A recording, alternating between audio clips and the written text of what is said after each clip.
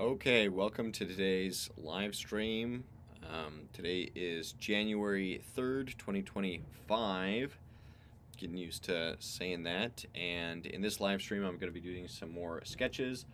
I'm going to be focusing on this one. Yesterday, I did a bunch of quick sketches. Here's a look at those. So I did these quick sketches, a bunch of those in my half-hour drawing session today.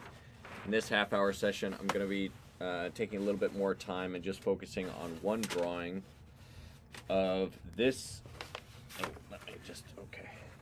Of this pose right here. And the reason for that is I'm doing a little sculpture study of this pose. Let me show you that. So this little sculpture study I want to add some more details to and get it a little bit more refined and defined today.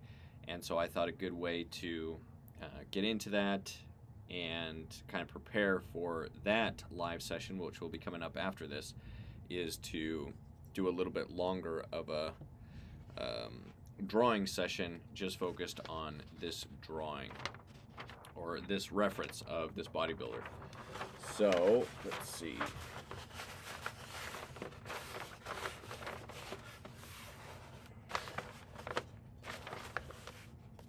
Let's get a new page. Then I'm using charcoal. This is a 5.8 millimeter charcoal stick in a clutch type pencil. I really like this format, and I do have some erasers and things like that. Let me just make sure the framing looks good. Okay, and I think I can just kind of start laying things out. So I'll start with maybe just a baseline to kind of frame the drawing. Let's see, somewhere in there. Okay, and then I'm gonna start laying in some rough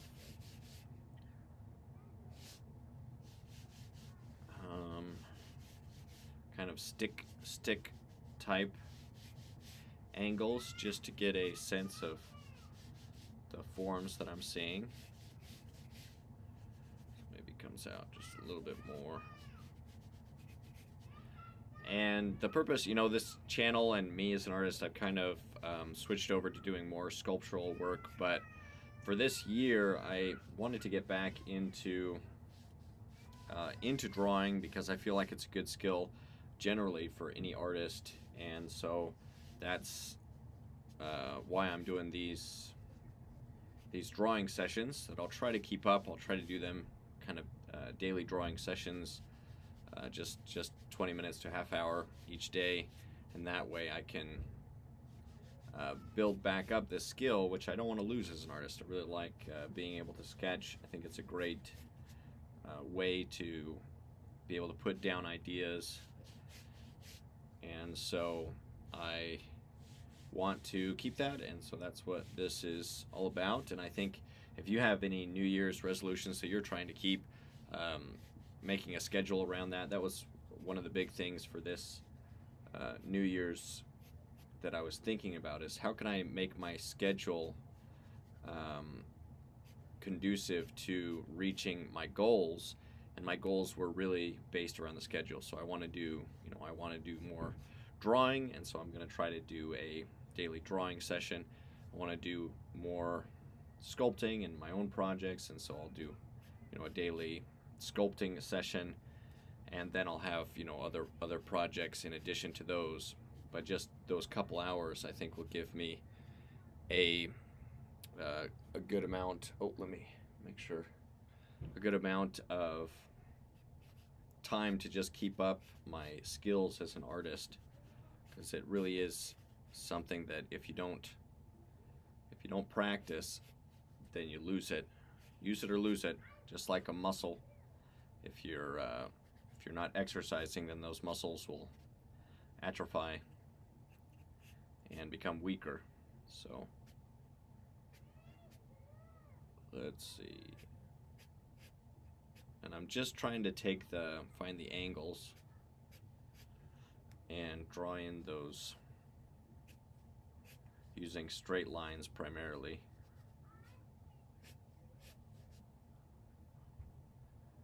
Let's see, and I'm looking for relationships between the shapes.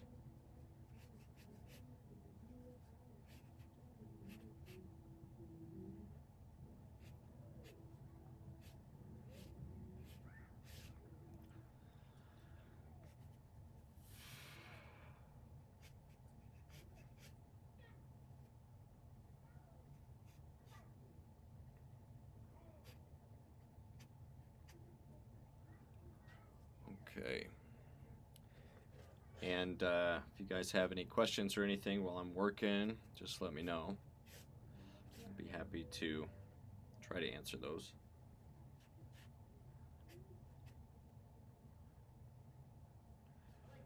So there's this, you know, this way that the muscles overlap here at the hip. That's an important feature to get accurate. I'm trying to lay that in.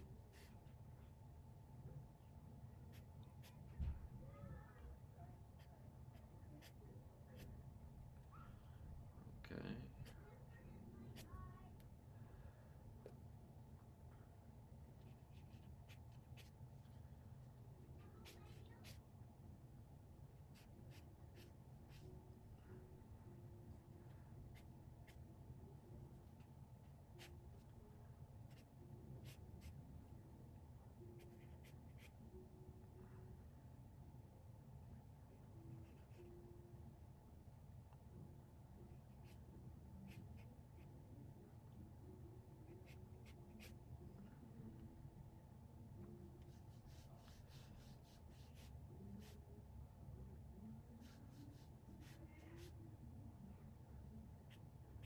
If you guys have questions or comments or anything, just let me know. Anything you'd like me to talk about. Mainly just trying to observe the pose, and this just gives me a chance to really study this one image. This is the only image I have for that sculpture sketch that I'll be working on in my next live stream. And so this is my attempt to try to capture as much visual information as I can, and I think drawing this one reference image that I have is a good way to increase the likelihood that some of that information will be retained. Let's see, then we got this rib cage.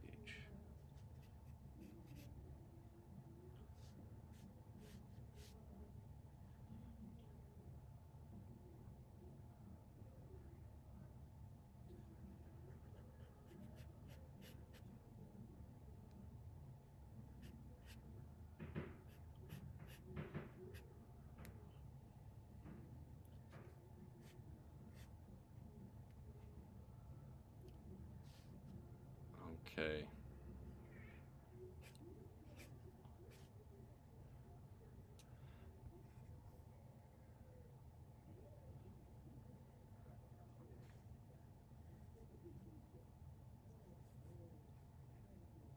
I'm gonna try to think about like the skeleton underneath just a little bit. Try to see what's going on here and where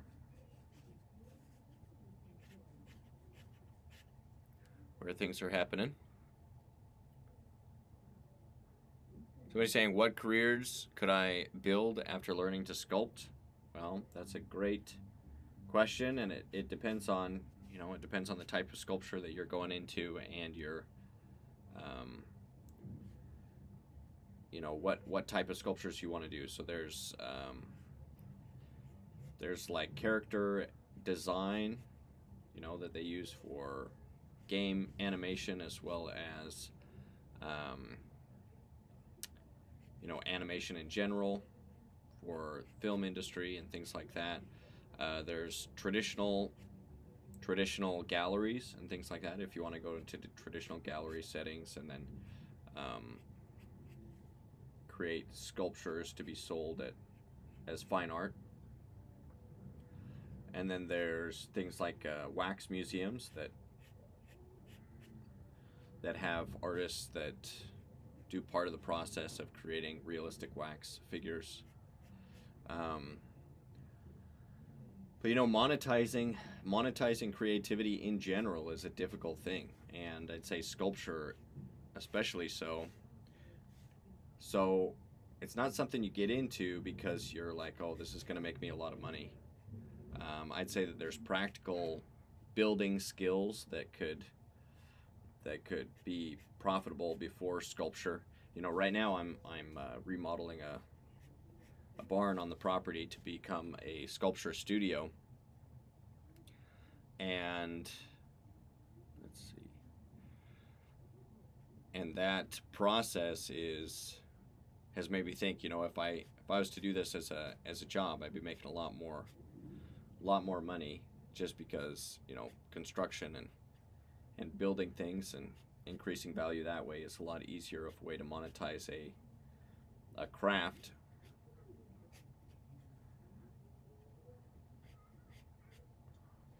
So I'd say you have to be creative. You have to realize that if you're trying to make this a career, then you have to treat it like a career. And that means, learning to market, learning to sell, looking for like what types of art is popular right now, and can I capitalize on these things that are going on right now. But it's not easy. Like if you're trying to make money being creative, that's a difficult thing. So I would just try to keep your eyes open, and then if you can, shadow somebody that is doing what you want to do. So if you want to, what I've done is, like, the majority of my income comes from teaching online. And the courses that I have, they're not super costly. They're well, currently, though prices may change and everything, but currently the figure sculpting fundamentals course is around $150 US, and portrait sculpting courses around that, and then the hand sculpting course is about half that. But if I was teaching a skill that was more practical, that people could right away turn around and make their occupation, I'd be charging $1,000 for a course that's of teaching something that's easier to monetize. So sculpting is it is difficult to monetize. But if you know that, and if you maybe set up plans for that, and you say, okay, I'm going to make sculpting work, and so maybe I'll I'll build a skill, set up a source of income, so that no matter what happens, I can sculpt, because it's my passion, it's what I love to do. And so even if I'm not able to immediately monetize it, I'll still be able to follow this. Then, with that pressure off, then a lot of the time that's when people find success, because they are able to create works that speak to them, and then that they are eventually able to monetize. Hi from Cambridge, UK, only 10 minutes late today. Well, hello, welcome. Yeah, I'll try to do these sessions around this time, whatever time it is in your time zone. So that's something that I'm going to be trying to be more consistent with, though it'll fluctuate day to day, because I work from home, and things things fluctuate a little bit. But I'll try to be consistent with these daily live streams to try to improve a skill that I want to maintain, which is drawing. And then after this live stream, I'll go into to do a sculpting live stream. So if you're interested in sculpting, that'll be coming up. That'll be coming up a little bit after this. And this, I'm trying to pull out the anatomy, though proportions are a little off. I feel like this arm is kind of shifted a little bit this way. Let's see, what could I do to address that? Maybe I could push this over here a little bit. And come on out, because I'm recording. Close the door. Don't open the door, okay, Rachel? And let's see. Trying to see like how these muscles overlap. That's part of this, or an important part of this, to see like what the muscles are doing. The pectoralis, how it's coming down. I was looking at the sculpture after I finished the session and didn't like how I represented this front pec that's coming forward. So I'll address that in the sculpture. But this drawing allows me to kind of find those forms.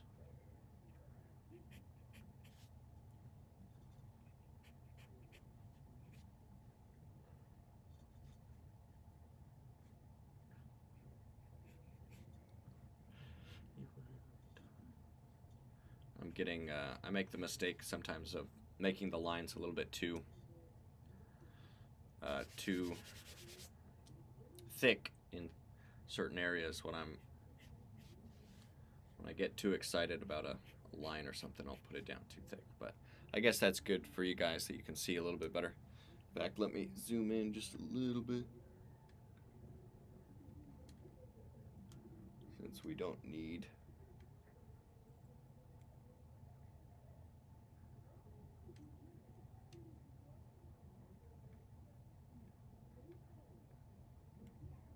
a lot of that. Okay, let's see. So this shoulder, I also feel like I can make that a little bit larger.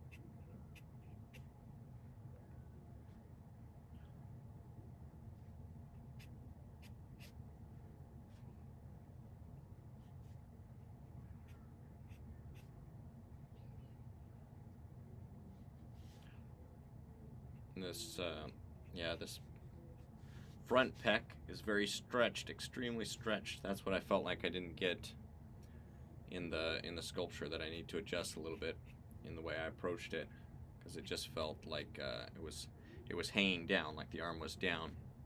This one's very stretched, moving up and back. So I want to change that up.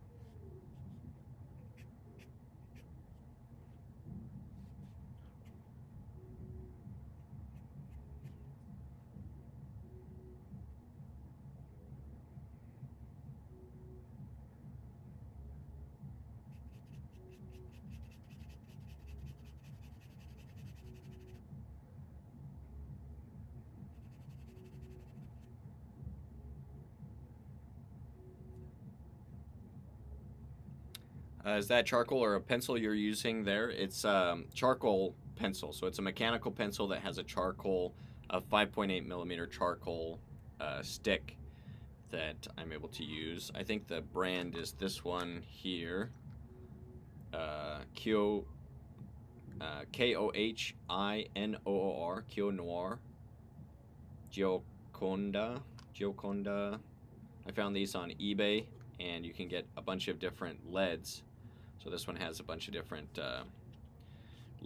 charcoal type filaments that you can put in the pencil in it, and it works great. And that way you don't have to worry about sharpening it, and it doesn't get you as messy. Well, I still get messy on the back of my hand, but it's not like holding the charcoal. So I really like these little pencils. They're kind of nifty.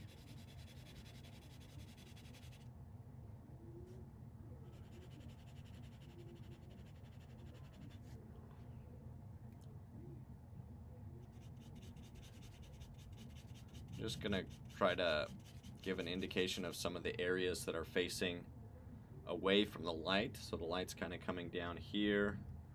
And so I want to just give a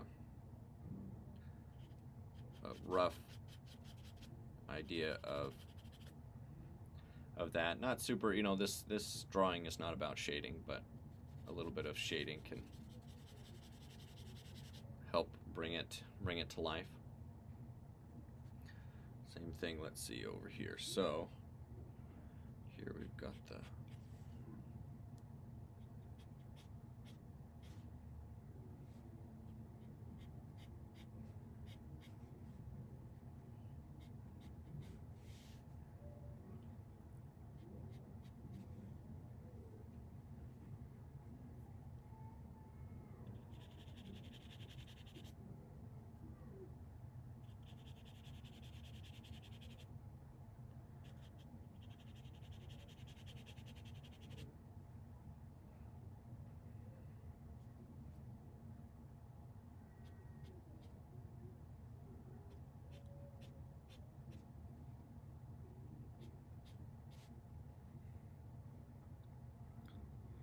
Does sculpting ever frustrate you? Yeah, definitely. Certain elements, especially like finishing stone sculptures, the sanding that just takes hours and hours.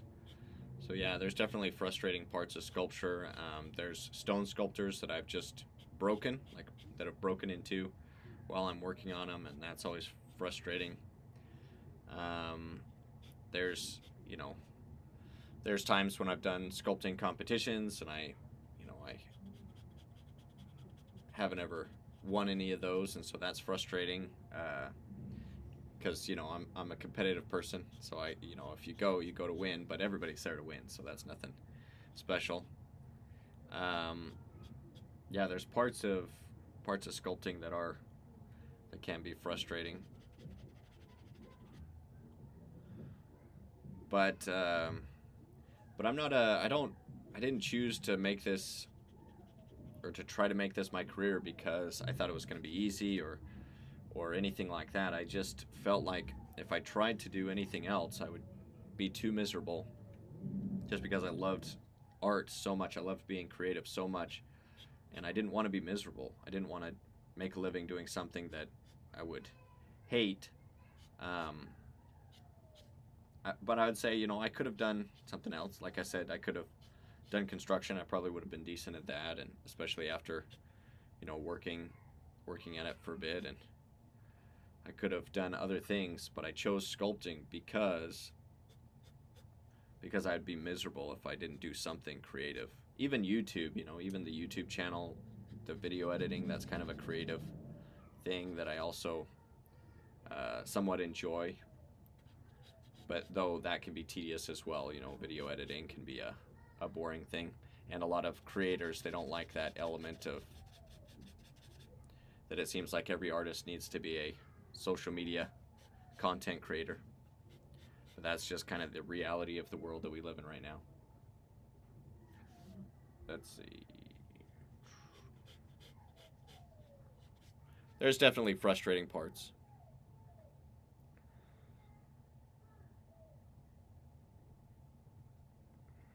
Oh yeah, somebody saying thank you. I didn't know they made those. I haven't used charcoal since I was a kid. I was putting off the messiness. Yeah, these are great, and they have lead. You can get different hardnesses of lead to put in these pencils. I want to get some more. This one's like one of the cheapest ones that I could find, and it's just a clutch pencil, so it just you like push down one side and it just grabs onto the lead. But it works great, and I really recommend it. I think this one was like $10 on eBay, something like that. So they're not terribly expensive. And if you get one and then just refills of the lead, then it can be a good deal. So I'm seeing that the glute here, I made the glute a little bit too short. That's a common mistake that I make. So it needs to actually come back down quite a bit farther.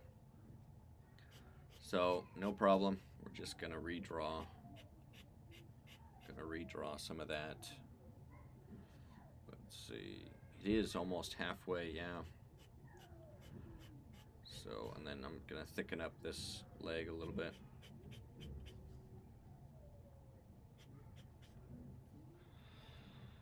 That'll give us a chance. I'm not gonna, well, let's see. Usually I'd use an eraser, but with this this paper I can just take a chamois. This is like a, what is it? It's like a rabbit skin or something, chamois. That's good for blending. I don't like using erasers too much. I feel like once you put a mark down, there should be a ghost of that mistake in the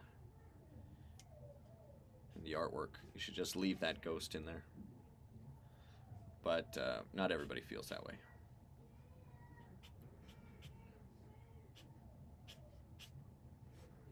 Let's see, we got that calf muscle.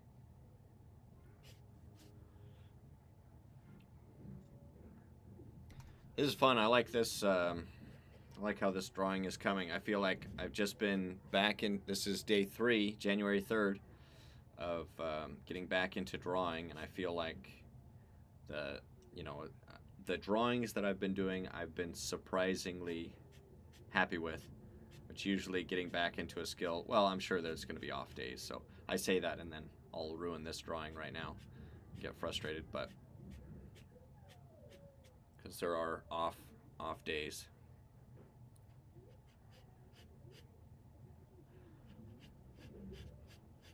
But it's nice when you feel like, oh, this skill that I haven't done in a while isn't totally lost. It's really massive. Let's see, and then I feel like this is like too long. Feels like it's, maybe I need to bring this calf up just a little bit.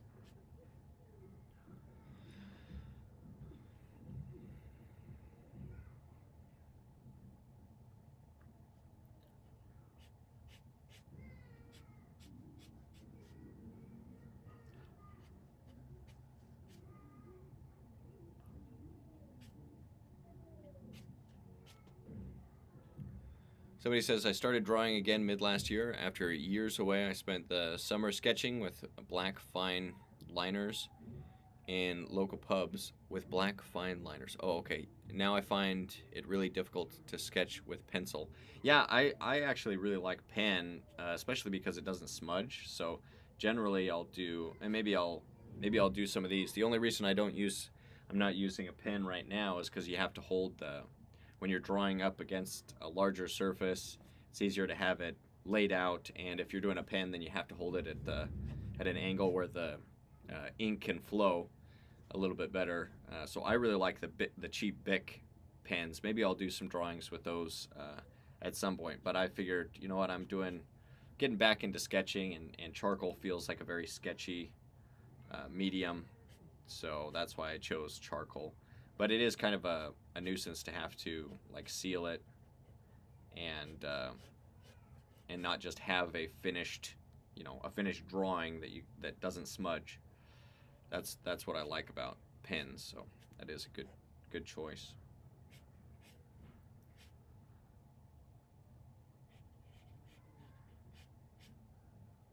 And that's why almost all of my sketchbooks that I that are smaller sketchbooks, not sketch pads. They're almost all pen drawings. Let's see, we've got this muscle. Just cheap Bic ballpoint pens work great. You're able to control the line pretty well.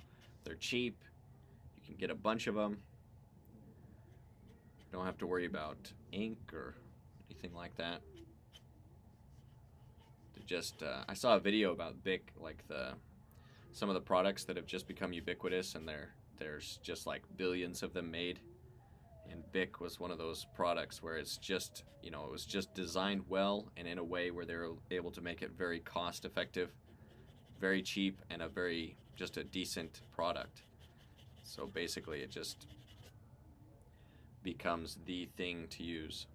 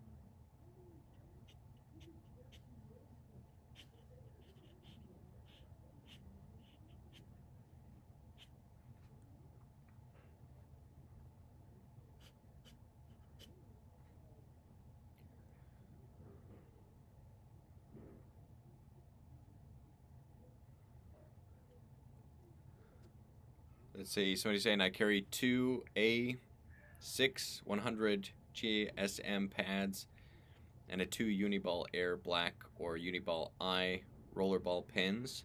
they behave a little bit a little bit like fountain pens. I like the ease of sketching in pubs as I'm getting, as I was getting too fond of the beer. Yeah.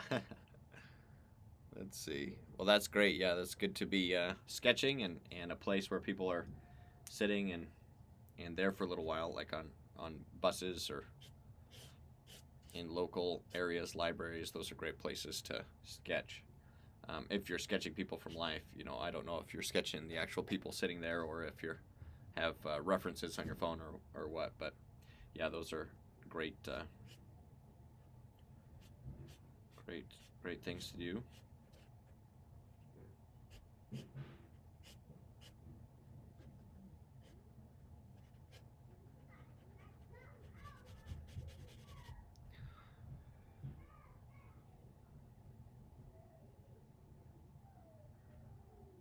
Somebody says, is his head really looking the right direction?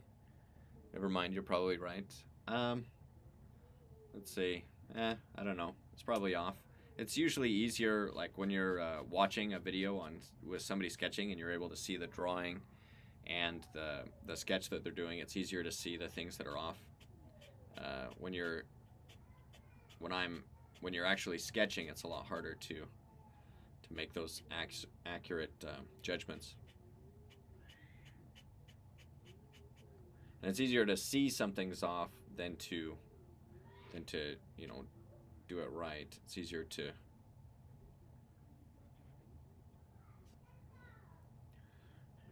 critique than to create, for sure. So there's a lot that's off about the drawing, but I'm just trying to, it's just a study, and that'll help me as I get back into the sculpture to try to remember where things are and hopefully more of the shape and the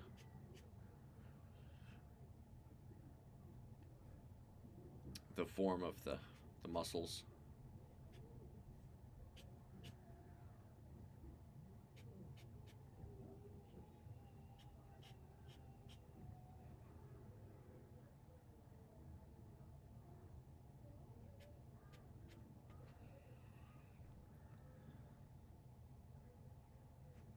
It says fair, easy to criticize.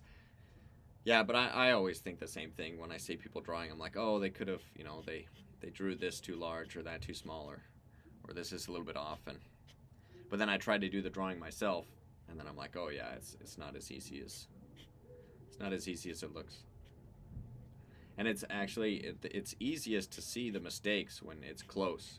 Like if everything was off, then it's almost hard to know where to begin if you're trying to critique something. But when it's pretty close, you're close to getting a likeness of a person or the anatomy's close, then you can go in and see like the specific areas where things are off.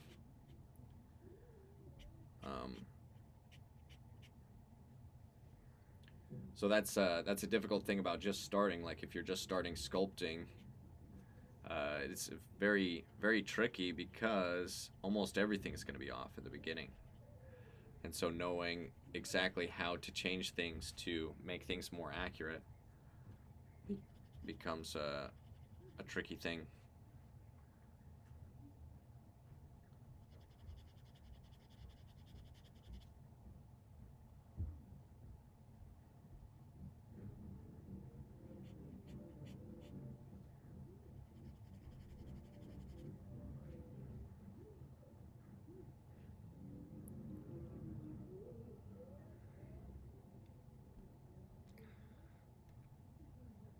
I was sketching people, and some places, Cambridge is ridiculously beautiful in the summer. It's also a great way to get chatting to people or slurring at people, depending on what end of the afternoon. Yeah, Cambridge, I'm sure, is beautiful. When you live in a beautiful area, and that's, it's something we used to do. We used to create beautiful buildings, beautiful areas, and we've largely moved away from that. And it's really a shame because when you live in a beautiful area, it really does become easier to create beautiful things. And, people, when you live and can take pride in the place you live. You want to take care of it. You want to stop, littering and those types of things. But once the area becomes ugly, it's like a room in your house. Once the room in your house is already messy, then it's so much easier to just not care about it and let it go and let it get even messier. So that's why it's important to care about beauty and to care about the environment that we're in. And this was supposed to be a 20 to 30 minute drawing session, and I'm going on 40 minutes. But I like where it's going. I'm gonna do just a little bit longer, see if I can't ruin this, because that's what always seems to happen. Is I get into a place I like, and then I take it, and start making mistakes, or I take it too far, or something, or not, or I don't know. I just find a way to mess things up. So.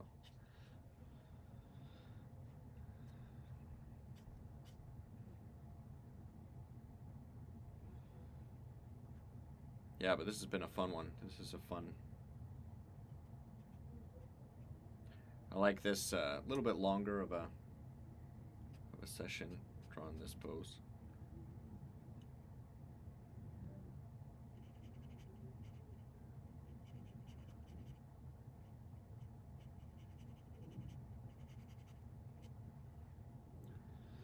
Okay, yeah, maybe I will try to stop before I mess things up. So again, if you're interested in what I'm always pushing are my sculpting courses, because that's how I make a living, how I provide for my family, and I appreciate anybody that does that. Though if you're interested in drawing, there's also my ebooks, An Artist's X-Ray Vision on the male figure and one on the female figure, and it's just visual aids that I found useful as an artist. And so that's for really any figurative art if you're interested in drawing people at all. And so I would definitely recommend you checking out those ebooks. $10 for those ebooks, and I worked really hard on them, and they should be really helpful for anybody that wants to just have some visual references for the human figure. And so you can find links to those in the description. And all right, I think I'm gonna end it there. Oh, there's another comment. Oh, well, somebody says, I'm too perfectionistic, pedantic, actually. Yeah. Well, I think that's a good skill to have as an artist. Hi, Andrew. How is the new sculpting studio going? Hope one day to be able to come there and learn from you. It's going. It's been a little frustrating because I thought I fixed the roof, and it turns out I didn't, and it might ruin the new floor, the new plywood floor that I put in. So I'm trying to deal with the aftermath of that, and now it's too cold to seal the roof with the sealant that I want to use, so I gotta wait till it warms up. So there's issues, but it's coming along, and I'm trying to just make it better little by little. But it should definitely be ready, and I'll get some in-person workshops going, though I need to figure out how to market those, because I'm sure it's going to be hard to reach the people that would actually be interested. But I do want to start those in 2025. I think it's a great year, 2025, to start something, and it's just a good round number, good place to start. So there'll definitely be something. So make sure you're on my email lists, or that you keep an eye out for that type of content, because I do want to do some in-person workshops, maybe even drawing, but definitely sculpting. And I'll try to start those coming up when it warms up a little bit. So somebody says, hi, thanks Andrew, could I get a copy of your photo reference for this pic? Let's see. So the bodybuilder is Bob Cicherillo, Cicherillo, Bob Cicherillo. And that's a bodybuilder. If you look that up, then he should come up on, this image should come up on Google. He's like a classic bodybuilder. Older now, but I mean, what an incredible physique for this image. Just a great study. So, And I'll be continuing to use this image with the next live stream that I'll do, which will be sculpting this little guy over here, this sculpture. And so there you can see the sculpture and the drawing next to each other, kind of a fun comparison, 2D versus 3D. And so I'm going to continue working on this. So look for that coming up in just a little bit. All right, thank you guys. Stay creative, stay productive, and I'll see you again, hopefully soon,